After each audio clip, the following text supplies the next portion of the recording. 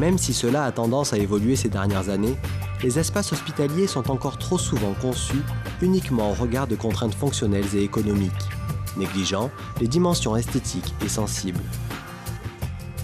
S'intéresser à la qualité du cadre de vie et des espaces de l'hôpital apporte pourtant aux usagers de cet hôpital une approche plus sereine. C'est un des axes du projet culturel Santé et Culture de l'assistance publique Hôpitaux de Marseille, Hôpital Radieux, pour que l'hôpital soit un endroit de vie agréable pour tous les usagers, patients, visiteurs et agents.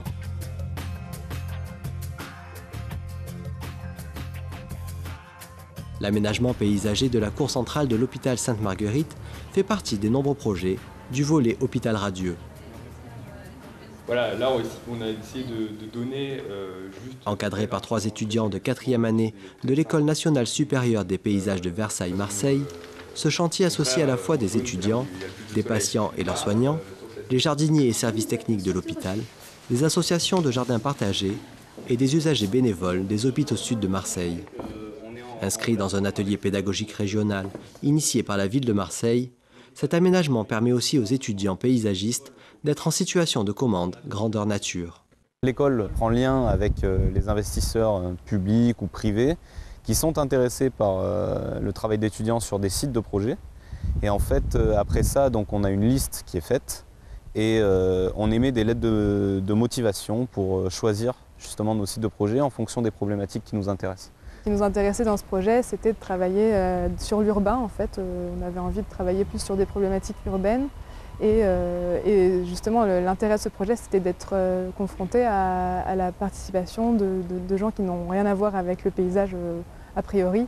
Il y avait un côté un peu social et un peu participatif, pas qu'un peu d'ailleurs, beaucoup, et où on avait des échanges avec tout type de personnes. Il y avait de la mairie et le service urbanisme, en passant par la direction de l'hôpital, jusqu'aux patients. Ça nous paraissait intéressant dans le cadre de nos diplômes aussi de toucher la terre et de participer à cette phase-là.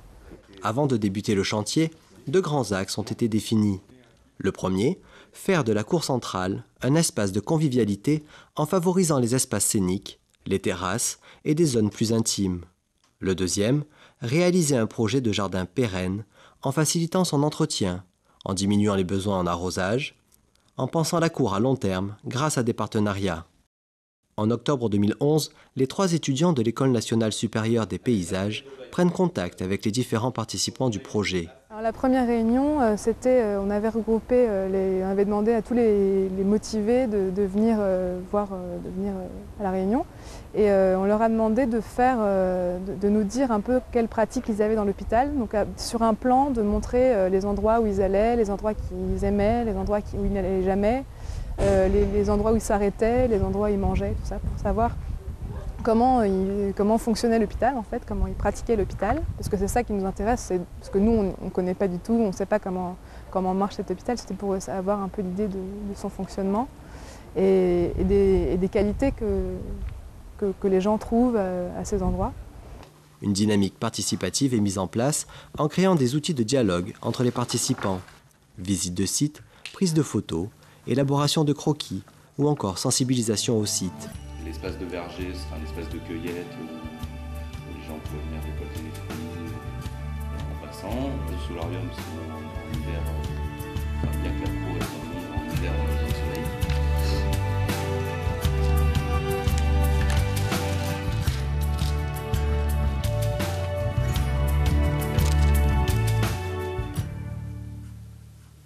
À la suite de ce travail collectif, une esquisse de projet est présentée aux différents participants et ces derniers peuvent réagir à partir d'une maquette modulable.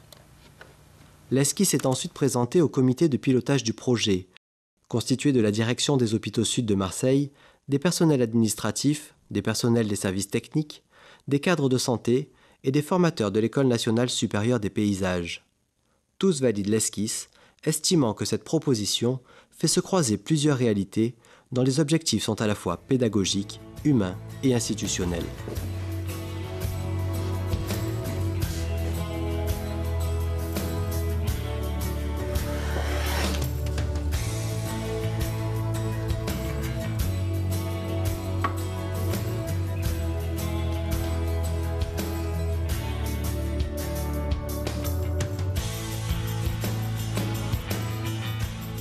Une projection dans le temps réalisée par les étudiants permet de voir à quoi le jardin ressemblera lorsque les différentes espèces plantées auront poussé.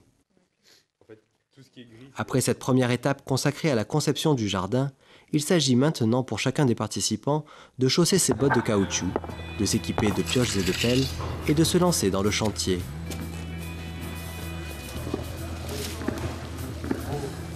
Étudiants, patients, agents de l'hôpital travaillent alors de concert, encadrés par les 3 étudiants.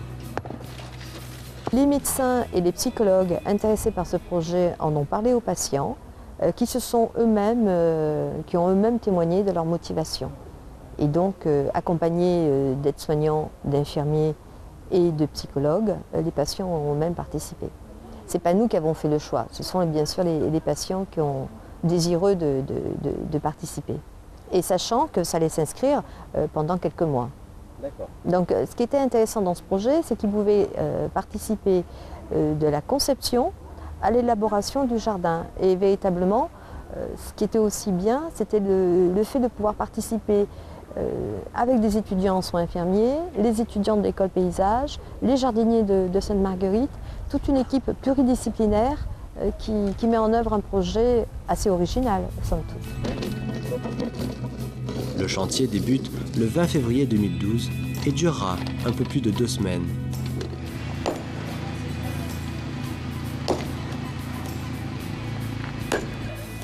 Les bancs sont déplacés, les bordures retirées, 4 grands espaces sont créés, l'arrosage est installé.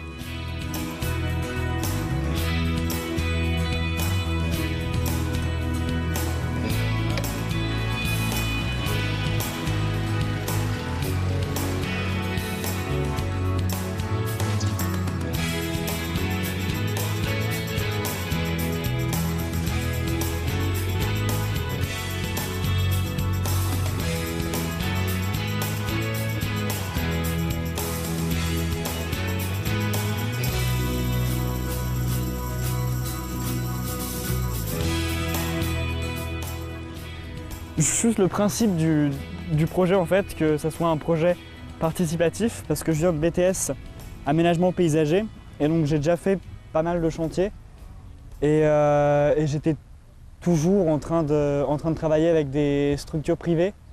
Donc là vraiment avoir un autre cadre, être encadré par des étudiants et tout, c'est vraiment spécial je pense, ouais.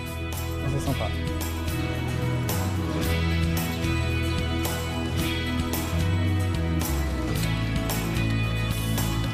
Moi, j'avais jamais géré un chantier, j'avais jamais réalisé quelque chose, donc pour moi, c'est super d'avoir fait ça et de voir ce que ça donne, justement de voir comment on peut adapter ce qu'on avait pensé en théorie et en pratique, ce que ça donne.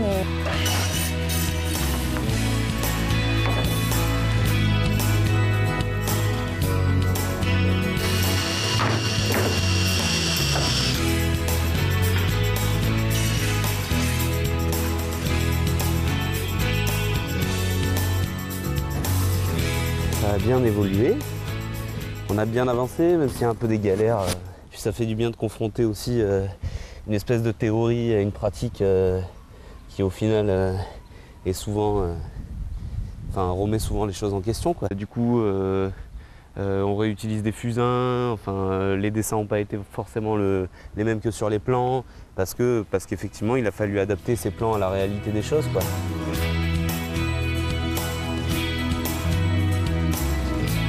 Le projet est intéressant de lui-même. Donc la variation avec des plantes un peu que je ne connaissais pas du tout. Et donc maintenant il me reste à moi de me remettre en question pour entretenir ces nouvelles plantes. Petit à petit, le jardin prend forme. Un verger, un potager, un petit bois et un solarium sont chacun installés sur une des 4 grandes zones.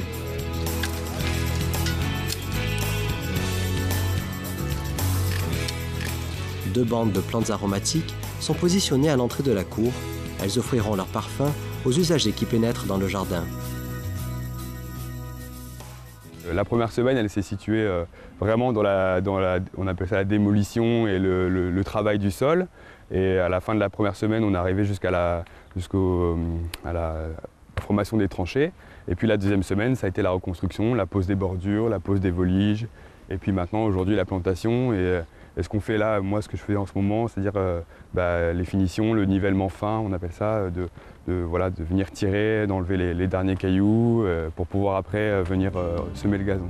Les arbres et les diverses plantes entretenues par les jardiniers de l'hôpital, les patients et leurs soignants, ainsi que d'autres usagers, montreront toute leur beauté dans quelques années, le temps qu'elles poussent, s'étoffent et fleurissent. Je sais qu'il va y avoir une participation effective de tout le monde parce que, encore une fois, le jardin, c'est très très thérapeutique. Mais j'ai envie de dire à la fois pour les patients et pour les soignants. D'une part, c'est un lieu de calme, c'est un lieu de pause, de temps pour soi. Ce sont vraiment des lieux d'apaisement pour les patients. Et c'est vrai que c'est extrêmement sollicité. Donc c'est une expérience à la fois humaine et pour moi une expérience professionnelle hyper intéressante. Ouais. Voilà, où on a eu plus de déboires, des retards de livraison, mais des problèmes finalement qui arrivent toujours dans un chantier, sauf que bon, un chantier normalement c'est programmé sur peut-être 2 mois ou en tout cas 1 mois et demi, et nous c'était 2 semaines, donc c'était ça le défi et c'est ça qui rendait aussi le projet difficile à accomplir. On est content des plantes globalement, on est content de l'évolution des choses, ça s'est bien passé, ça a été une belle aventure. En favorisant la démarche participative, ce projet s'inscrit dans une logique thérapeutique permettant la réhabilitation et l'autonomisation des patients.